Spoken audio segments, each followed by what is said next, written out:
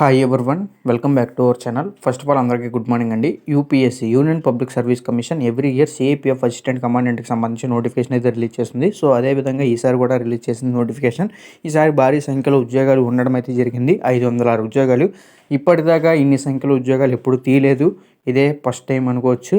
Okay, ఇప్పుడు ఏంటంటే దీనికి సంబంధించి నేను అన్ని వీడియోలు ప్రీవియస్లో క్లారిటీగా ఎక్స్ప్లెయిన్ చేశాను. ఓకే, ఇప్పుడు ఏంటంటే అసలు క్వశ్చన్ స్టాండర్డ్స్ అనేవి ఏ విధంగా అడుగుతారు అనేది నేను మీకు ఇప్పుడు మాక్ టెస్ట్ రూపంలో రాసి చూపిస్తా. అర్థమైందా? అంటే కొన్ని క్వశ్చన్లు అనేవి మీకు డిస్ప్లే చేస్తా.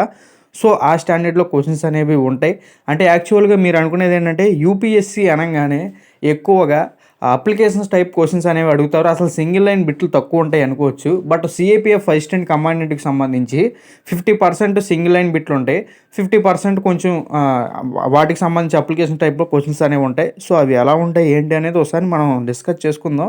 అవసరమైతే మీకు ప్రీవియస్ ఇయర్ పేపర్ కావాలి, అసలు ఎలా ఉందో తెలుసుకుందాం అనుకుంటే కనుక గూగుల్లోకి వెళ్ళి యూపీఎస్సీ ప్రీవియస్ ఇయర్ పేపర్స్ అని టైప్ చేయండి గూగుల్లో. అప్పుడు మీకైతే ఫస్ట్ ఒక వెబ్సైట్ డిస్ప్లే అయితే అది అఫీషియల్ వెబ్సైట్. అందులోకి వెళ్ళంగానే మీకు ప్రీవియస్ ఇయర్ పేపర్స్ అసలు ఎలా ఉన్నాయి ఏంటి అనేది చూసుకోవచ్చు. సివిల్ సర్వీసెస్ కావచ్చు, NDA, CDS, CAPF assistant commandant, ఇవన్నీ ప్రీవియస్ ఇయర్ పేపర్స్ అనేవి దొరుకుతాయి. మనకి సిఏపిఎఫ్ అసిస్టెంట్ కమాండెంట్ కావాలి కాబట్టి ఒకసారి ఆ పేపర్ని అయితే చూడండి.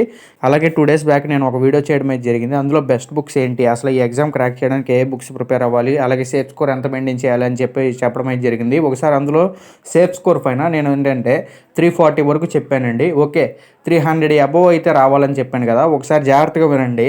300 అబోవ్ అంటే మీకు 315, 320 ఆ మీడియంలో వస్తే మీకు కనుక ఎస్సీ ఎస్టీ కేటగిరీ అయితే మీకు జాబ్ వచ్చే స్కోప్ ఉంది.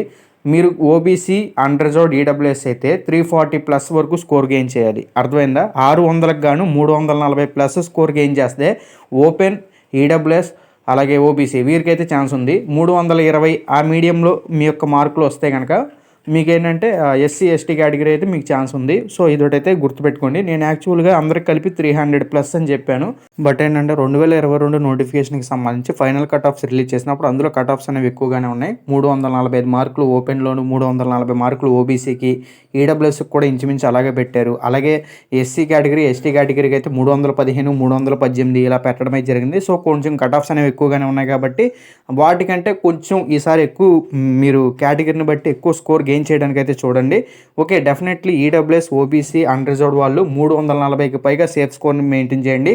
ఎస్సీ ఎస్టీ కేటగిరీ వారు 320కి పైగా సేఫ్ స్కోర్ని మెయింటైన్ చేయండి ఈసారి. అర్థమైందా? అప్పుడు మీకు పోస్ట్ అయితే వస్తుంది, డెఫినెట్గా వస్తుంది. ఇంకో విషయం ఏంటంటే ప్రజెంట్ 2023 నోటిఫికేషన్కి సంబంధించి ప్రజెంట్ ఇంటర్వ్యూస్ అయితే జరుగుతున్నాయి గైస్. కరెంట్ నౌ ఇంటర్వ్యూస్ అయితే జరుగుతున్నాయి. ప్రజెంట్ యూపీఎస్సీ బోర్డు అయితే కండక్ట్ చేస్తుంది.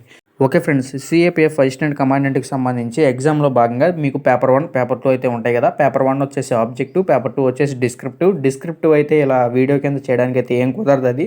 అది మనం రాసుకుంటామే. ఆబ్జెక్టివ్ అయితే కుదురుతుందని చేయడం అయితే జరిగింది. అసలు క్వశ్చన్స్ అనేవి ఏ స్టాండర్డ్లో ఉంటాయి మీరు తెలుసుకోవాలి కదా. ఓకే, దాని గురించి చేయడం అయితే జరిగింది. మీకు వచ్చేసి ఇప్పుడు నేను ఇది ఏంటంటే టెక్స్ట్ బుక్ యాప్ ద్వారా అయితే ఎక్స్ప్లెయిన్ చేస్తున్నాను. ఇది ఏంటంటే ఆన్లైన్ కాబట్టి అర్థమైందా. మీకు పైన ఎగ్జామ్ వచ్చేసి ఆఫ్లైన్లో మీరు బబ్లింగ్ అయితే చేసుకుంటారు ఓఎంఆర్ షీట్ మీద. అర్థమైందా? మీకు 1 dayలో ఎగ్జామ్ ఉంటుంది. నార్మలైజేషన్ అలాంటిది ఏమి ఉండదు ఇందులో. ఓకే, 1 dayలో ఎగ్జామ్ కంప్లీట్ అయిపోద్ది. ఇదొకటైతే గుర్తుపెట్టుకోండి. ఓకే గైస్, ఇక మెయిన్ టాపిక్లోకి చూసుకున్నట్టయితే క్వశ్చన్స్ అనేవి ఏ స్టాండర్డ్లో అడుగుతున్నారు అనేది చూడండి. ఇండిగో రివాల్ట్ 1859 to 60 గల రీజన్ ఏంటి అని అడగడం అయితే జరిగింది. ఇక్కడ ఏ ఆప్షన్ కరెక్ట్ అయితే అది. ఓకే, ఇక్కడ ఒకసారి చూసుకున్నట్టయితే ఇండియా విన్స్ ఫ్రీడమ్ ఈ బుక్ రాసింది ఎవరు అని అడగడం అయితే జరిగింది. ఇక నెక్స్ట్ చూసుకున్నట్టయితే Poona pact 1932. Okay, 1992 Poona pact గురించి కూడా ఒక క్వశ్చన్ అడగడం అయితే జరిగింది. అంటే ఏది కరెక్ట్, ఏది తప్పు దీనికి సంబంధించి పూనా ప్యాక్ట్లో అడగడం అయితే జరిగింది. ఓకే, ఇక నెక్స్ట్ చూసుకున్నట్టయితే ఇలాగా.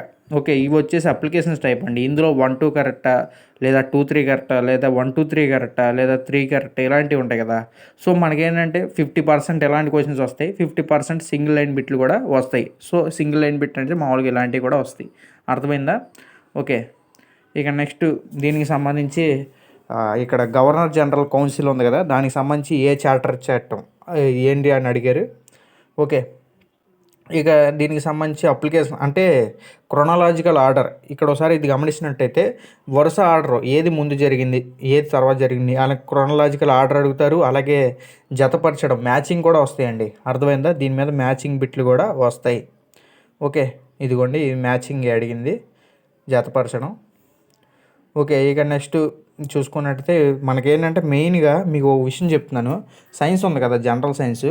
ఆ జనరల్ సైన్స్ నుంచి మాక్సిమం సింగిల్ లైన్ బిట్లే వస్తాయి. మీకు జనరల్ సైన్స్ వెయిటేజ్ కూడా చాలా ఎక్కువుంది. దాదాపుగా 28 క్వెషన్‌లు ఆ general science physics, chemistry, biology ఈ 3 సబ్జెక్టుల నుంచి దాదాపు 25 క్వెషన్‌లు ఒక్కోసారి వస్తాయి. ఒక్కోసారి 28 క్వెషన్‌ల దాకా వస్తున్నాయి. వాటిని మట్టికి మిస్ చేయొద్దండి. వాటిల నుంచి సింగిల్ లైన్ బిట్లే వస్తాయి. ఓకే ఫ్రెండ్స్, మనకి సింగిల్ లైన్ బిట్లు కావాలంటే కనుక మంచిగా సైన్స్ ప్రిపేర్ అయిపోవడమే. సైన్స్ నుంచే మంచి మంచి క్వెషన్స్ అయితే వస్తాయి. సింగిల్ లైన్ బిట్లు కొంచెం ఈజీగా ఆన్సర్ చేసుకోవచ్చు చదివితే. ఓకే, ఇది వచ్చేసి రీజనింగ్ నుంచి క్వశ్చన్ అడగడం అయితే జరిగింది. ఓకే, కొంచెం ఇలాంటివి కూడా వస్తూ ఉంటాయి క్వశ్చన్స్. రీజనింగ్ నుంచి కూడా బాగానే ఉంటాయి. రీజనింగ్ అర్థమెటిక్ కలిపి 15 క్వశ్చన్లు అయితే వస్తాయి. అర్థమైందా? సో ఇదొకటైతే గుర్తుపెట్టుకోండి. ఓకే, ఇది రీజనింగ్ నుంచి వచ్చే క్వశ్చనే. ఇది కూడా రీజనింగే.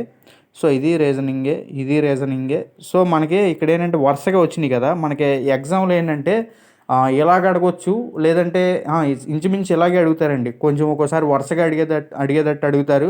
ఇంకోటి ఏంటంటే అర్థమెటిక్ క్వశ్చన్లు ఎన్నైతే ఇవ్వాలనుకుంటున్నారో అన్నీ ముందు ఇచ్చేసి తర్వాత లాస్ట్‌లో రీజనింగ్ అడిగే అవకాశం కూడా ఉంది. సో ఎగ్జామ్‌లో అయితే ఎలా అయినా అడగడానికి అయితే అవకాశం ఉంది. దాన్ని మనం అయితే ఏం తప్పు పట్టలేం. ఓకే, క్వశ్చన్స్ అనేవి ఇలా ఉండడం అయితే జరిగింది. ఇది రీజనింగ్‌లో చూసుకున్నట్టయితే క్యాలెండర్ మీద క్వశ్చన్ అడగడం అయితే జరిగింది. అర్థమైందా? క్యాలెండర్‌కి సంబంధించి ఓకే, క్వశ్చన్స్ అనేవి ఒకసారి ఇంకొంచెం స్పీడ్‌గా నేనైతే డిస్ప్లే చేస్తాను. మళ్ళీ మీకు వీడియో లెంత్ ఎక్కువైపోద్ది కదా! ఓకే, క్వశ్చన్స్ అనేవి మనకి ఏ స్టాండర్డ్‌లో ఉంటున్నాయి అనేది చూడండి. మెయిన్‌గా మీకు ఒక విషయం చెప్తున్నాను. పాలిటీ ఉంది కదా! ఆ పాలిటీ నుంచి మనకి సెంట్రల్ లిస్టు, అదే union list, concurrent list, state list అని ఉంటాయి కదా! ఓకే, దాని మీద ఖచ్చితంగా క్వశ్చన్ అడుగుతున్నారండి. బ్యాంకింగ్ అనేది ఏ లిస్ట్‌లో ఉంది? యూనియన్ లిస్టా, కాన్కరెంట్ లిస్టా, లేదు స్టేట్ లిస్టా అని అడుగుతారు. ఓకే, ఒకసారి మీకు మొత్తం ఏది ఏ అండర్‌లోకి వస్తాయి అనేది మొత్తం అంతా చూసుకోవాలి. ఎడ్యుకేషన్ ఏ ఏ ఎందులోకి వస్తది? రైల్వేస్ ఎందులోకి వస్తాయి? డిఫెన్స్ ఎందులోకి వస్తది? మీరు ఖచ్చితంగా చదువుకోవాలండి. అది కంపల్సరీ అది చూసుకున్నాకే ఎగ్జామ్‌లోకి వెళ్ళండి. లాస్ట్ టైం కూడా దాని మీద బిట్ అడిగారు. ఎప్పుడు అడుగుతున్నారు దాని మీద చెప్పాలంటే ఏది ఏ లిస్ట్‌లోకి వస్తాయి? యూనియన్ లిస్ట్‌లోకి ఏమొస్తాయి? స్టేట్ లిస్ట్‌లోకి ఏమొస్తాయి? సెంట్రల్ లిస్ట్‌లోకి ఏమొస్తాయి అనేది. సో అర్థమైంది కదా! ఇదేంటంటే మన శ్రీకృష్ణ దేవరాయలు గారి మీద కూడా క్వశ్చన్ ఒకటి అడగడం అయితే జరిగింది. ఇక్కడ సంగమ డైనస్టీ, శాలువ, తులువ, అరవీడు ఏవి ఏ డైనస్టీస్ ఎవరు రాజులుగా ఉన్నారు? అది ఎవరు ఆ రాజ్యాన్ని స్థాపించారని. సో ఇలా క్వశ్చన్స్ కూడా అడుగుతారు. ఓకే, మిడేవల్ పీరియడ్‌లో మొహమ్మద్ బిన్ తుగ్లక్ మీద క్వశ్చన్ అడగడం అయితే జరిగింది. ఓకే, క్వశ్చన్స్ అనేవి ఈ స్టాండర్డ్‌లో ఈ మాదిరిగా ఉంటాయండి. అర్థమైందా? సో ఫ్రెండ్స్, కొంతమంది ఏంటంటే ఈసారి అసలు ఎగ్జామ్ అనేది ఎలా ఉంటుందో తెలుసుకుంటాను బ్రదర్, నేనైతే దీనికి ఇంట్రెస్టెడ్గా ఉన్నాను, ట్రై చేయడానికి అన్నారు. ఓకే, రాయండి, పర్లేదు. ఒకసారి రాసిన తర్వాత మీకంటూ క్లారిటీ వచ్చింది కదా, ఇక నెక్స్ట్ ఏంటి అనేది ఒకసారి చూసుకోవచ్చు. అంటే దీని మీద ఉండొచ్చా, హోప్ పెట్టుకోవచ్చా, ప్రిపేర్ అవ్వచ్చా అనేది. ఒక విషయం చెప్తున్నాను, ఇప్పుడు ప్రజెంట్ మనకి తక్కువ టైం ఉంది కాబట్టి ఖచ్చితంగా మీరు డైలీ 12 అవర్స్, ఓకే, మీకు 10 to 12 అవర్స్ చదవాల్సిన అవసరం అయితే ఉంది. అదే మీకు కనుక ఒక 1 year ఉంది అనుకుంటే మీకు ఎప్పుడైతే రేపు ఆగస్టులో ఎగ్జామ్ కంప్లీట్ అయిపోద్దో మళ్ళీ వచ్చే సంవత్సరం కూడా ఆగస్టులోనే ఎగ్జామ్ ఉంది దీనికి సంబంధించి. మీకు నిజంగా దీనికి సంబంధించి సిన్సియర్గా ప్రిపేర్ అవుదాం అనుకుంటే అప్పుడైతే డైలీ ఒక 6 అవర్స్ గట్టిగా చదవండి. మీకు ఎప్పుడైతే ఎగ్జామ్ అయిందో ఆ తర్వాత నుంచి నేను దీని మీద స్టిక్ అయిపోతా అనుకున్న వాళ్ళు అయితే ఒకసారి చదువుకోవచ్చు, పర్లేదు. ఓకే, చదువుకున్న తర్వాత అప్పుడైతే డైలీ ఒక 6 అవర్స్ చేస్తే మీకు టైం అయితే ఉంటుంది కాబట్టి సరిపోద్ది. 2025లో రిలీజ్ అయ్యే నోటిఫికేషన్కి. సో అర్థమైంది కదా! ఇదొకటైతే గుర్తుపెట్టుకోండి. ఇప్పుడైతే ప్రజెంట్ ఎగ్జామ్ రాస్తా అంటున్నారు కాబట్టి రాయండి. ఓకే, పైగా ఇందులో సివిల్ సర్వీసెస్ లాగా నెంబర్ ఆఫ్ అటెంప్ట్స్ అయితే ఏముండవు. మన ఏజ్ని బట్టి ఉంటుంది. Minimum 20, maximum 25. అలాగే ఏజ్ రిలాక్సేషన్ ఉంది. ఎస్సీ ఎస్టీ వరకు అయితే 5 years, ఓబీసీ వరకు అయితే 3 years ఏజ్ రిలాక్సేషన్. సో ఇది మొత్తానికి ఇలా గుర్తుపెట్టుకోండి. సో క్వశ్చన్స్ అనేవి చూస్తున్నారు కదా, ఏ స్టాండర్డ్లో ఏంటి ఎలా వస్తున్నాయి అనేది. సో ఇది ఫ్రెండ్స్, మొత్తానికి మీకైతే అన్ని క్లారిటీగా అర్థమైంది అనుకుంటున్నాను. సిఐపిఎఫ్ ఫస్ట్ స్టాండ్ కమాండెంట్కి సంబంధించి అన్ని వీడియోస్ అయితే ప్రజెంట్ అయిపోయినాయి. మీకు ఇంకా చేయడానికి కూడా ఏం పెండింగ్లో లేవు. ఓకే, ఇప్పుడు ఏంటంటే ఎగ్జామ్ ఎప్పుడైతే ఆగస్టు 4వ తారీఖు ఉందో ఆ ఎగ్జామ్ అయిన తర్వాత అప్పుడు ఒకసారి మాట్లాడుకుందాం మళ్ళీ దీని గురించి.